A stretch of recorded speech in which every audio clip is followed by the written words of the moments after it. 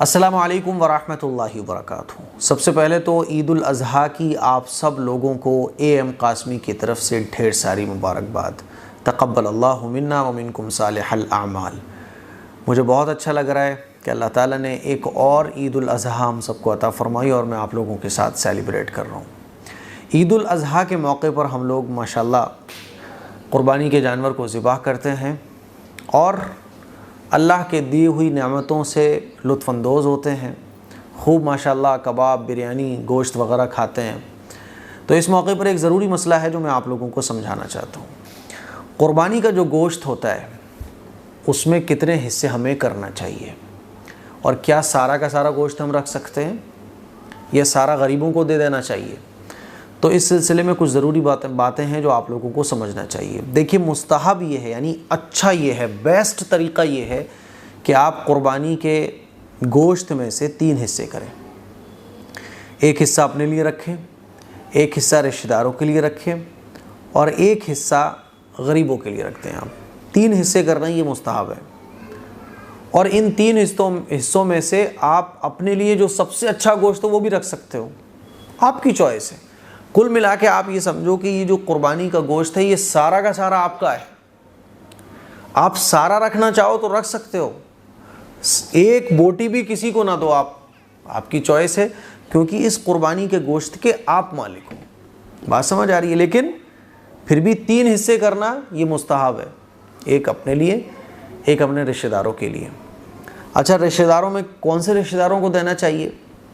तो पहली बात तो ये समझ लें कि ये जो रिवायत बनी हुई है कि उन्होंने हमारे यहाँ गोश्त भिजवाया था, हम उनके यहाँ गोश्त भिजवाते हैं, अपने उन रिश्तेदारों के यहाँ गोश्त भिजवाइए जिनके यहाँ क़ुरबानी नहीं हुई है ना।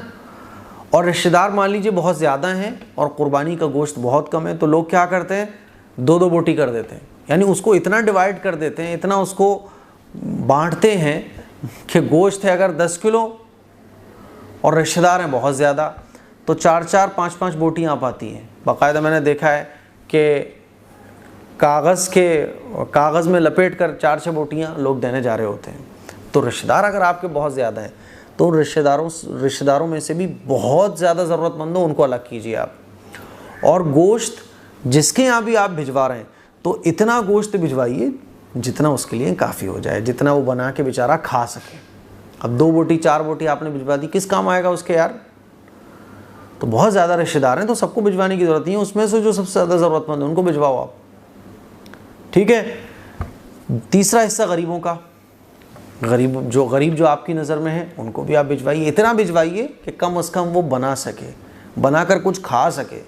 2 बोटियाँ 4 बोटियाँ, वो टेंशन में आ जाता है ये 4 बोटियाँ मैं किसको खिलाऊँ, पूरी फैमिली में 6 लोग हैं, 4 बोटियाँ आई हैं, किसको खिलाऊँ। तो इसीलिए 3 हिस्से करना मुस्तहब है। बात समझ आ रही है?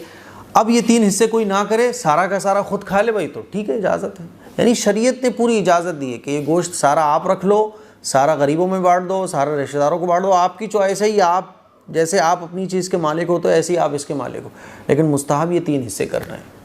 इसीलिए मुझे उम्मीद है कि आप लोगों को ये मसला अच्छे तरीके से समझ आ गया होगा। अब आप जब गोश्त डिस्ट्रीब्यूट करोगे तो अच्छे तरीके से करोगे, है ना, और इतना दोगे सामने वाले को जितना उसके काम आ जाए। मुझे उम्मीद है कि आपको मेरी ये बात समझ आ गई होगी। इस क्लिप को शेयर करें, दूसरों तक पहुँचाएँ।